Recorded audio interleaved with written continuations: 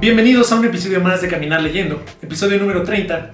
En esta ocasión tenemos un pequeño librito, literalmente pequeñito, que se llama Cine y Filosofía, editado por la Universidad Iberoamericana. Este libro es un conjunto de ensayos, 4 ensayos para ser exactos, y una gran introducción que ahorita llegaremos a esa. Creo que es la, no sé si la más interesante, pero pues es la que me despertó más dudas y como que me hizo pensar más. Pero bueno, tiene 4 ensayitos, se lee muy rápido y son 150 páginas. O sea, se ve chiquito el libro, pero en realidad tiene muchísimo contenido. Ahora, ¿quiénes escriben en este librito? La introducción la hace Rafael García Pabón, que es el compilador, y la introducción es muy buena, ahorita platicaremos de ella. Y llegando a los ensayos, el primero es Imágenes de lo fantástico en El Señor de los Anillos y el laberinto del fauno, de José Antonio Forzán Gómez. Ese ensayo en particular abarca todo lo del héroe, lo fantástico, como varios conceptos, el género y cómo fueron utilizados tanto por Peter Jackson en El Señor de los Anillos como por Guillermo del Toro en El laberinto del fauno. Así que tiene muchas cosas muy interesantes. Sobre todo ahí creo que la importancia está en el cineasta, en pensar filosóficamente, pero siendo cineasta. Quizá no está tan centrado en el filósofo. Pero bueno, ya platicaremos de esto. El segundo ensayo ¿Es posible un reencuentro con la salvación? La fiesta de Babette y Dogville. Dogville, una película de Lars von Trier, y la fiesta de Babette, que analizan el problema de la salvación y de el encuentro con, digamos, el ser, el alterno, el subalterno, y cómo se puede llegar a esta salvación en un lugar extraño. Más o menos plantea el ensayo las semejanzas y grandes diferencias al abordar estos temas en los dos directores que tenemos aquí presentes. Tercer ensayo es Contemporaneidad y filosofía cinemática en Allegro, Reconstrucción y Medianoche en París. ¿Es posible recuperar el tiempo perdido? De Rafael García Pabón. Ahí el término de contemporaneidad es un término que viene de Nietzsche, que viene de Kierkegaard, y lo va a abordar para ver cómo podemos transitar el tiempo.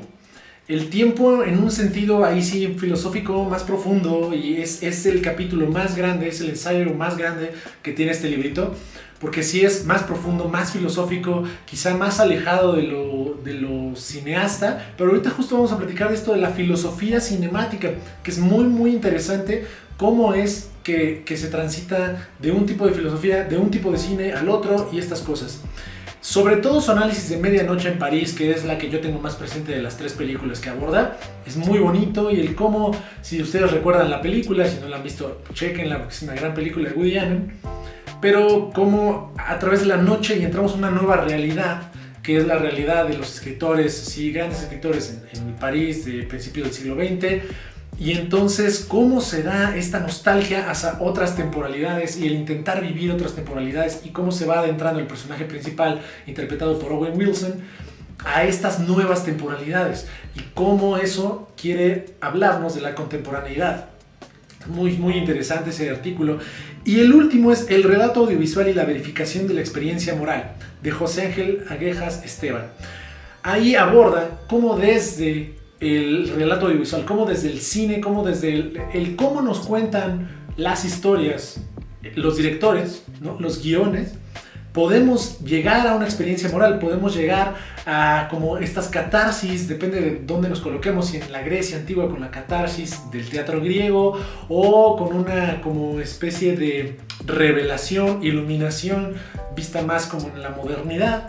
Es muy interesante cómo nos puede hacer llegar a la moralidad del cine. Ahora, la introducción es la interesante y quiero hablar un poquito más de eso, porque plantea el problema de si el cine puede ser filosofía, o cómo se conectan, cómo se interrelacionan el cine y la filosofía. Y hay 3 posibilidades que nos marca aquí Rafael García Pabón. La primera es la filosofía del cine, o sea, como una forma de análisis de la naturaleza, o sea, tomando el cine casi como excusa para hablar de cosas de la vida y esto. Eso ocurre muchísimo en filosofía, sobre todo con la literatura.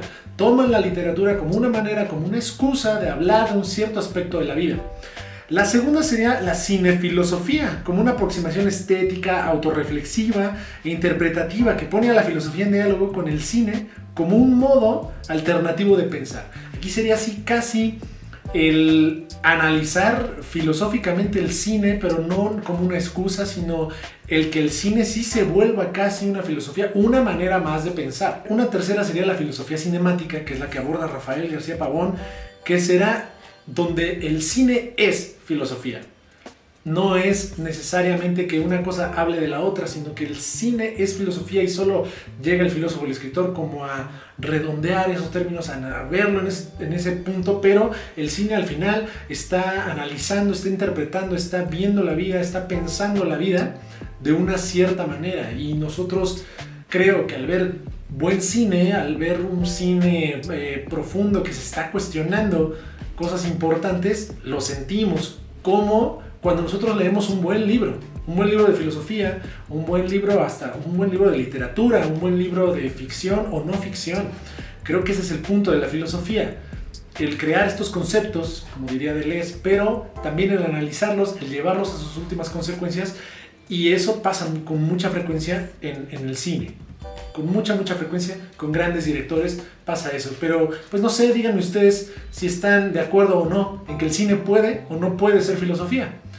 Y ahí va a estar una gran discusión que no se aborda explícitamente en los artículos, pero que siempre está ahí presente. Nosotros podemos estar pensando siempre en estas preguntas de si el cine puede ser filosofía, o solo la filosofía habla del cine, o el cine sí le habla a la filosofía. Y esas son como las tres grandes opciones que hemos encontrado y que aquí plantean de una manera muy buena. Entonces vamos a pasar a las calificaciones. Y en cuanto a dificultad de lectura, le voy a dar un 3. No es difícil porque habla desde el cine y eso es bien bonito, y con el cine conectamos muchísimo más fácil que quizá con algunos de los términos y los conceptos de la filosofía contemporánea. En cuanto a la velocidad de lectura, le voy a dar un 3 también. No es muy lento, pero tampoco es muy rápido. En cada una de las hojitas, para el tamañito que tiene este libro, en cada una de las hojas cabe muchísima información. Por lo tanto, se vuelve un poco lento de leer, pero eso tiene que ver un poco más con nuestras expectativas. Son 150 páginas, no son poquitas, aunque es delgadito el libro. Pero bueno, 3. No es ni muy lento ni muy rápido. Y ahora, si lo recomendaría, le voy a dar un 4.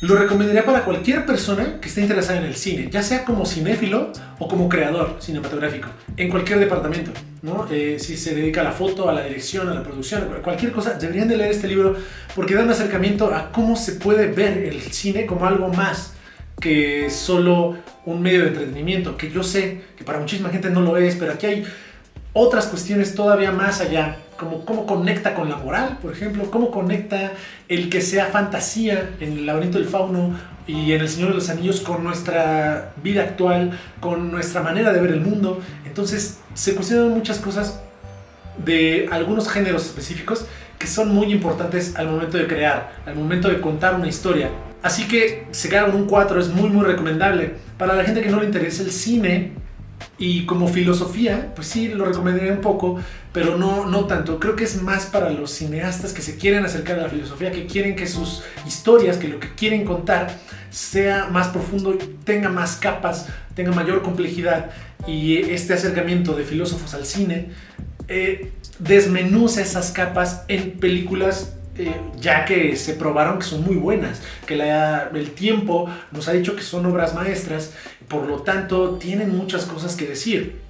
Hay otras que parece que no tienen tantas capas que decir, no tienen tanto análisis, y quizás se podrían analizar de todos modos y sacarle cosas, pero creo que todos estaremos de acuerdo en que El laberinto del fauno, o El Señor de los Anillos, o Dogville tienen mucho que decir, y este libro nos lo demuestra.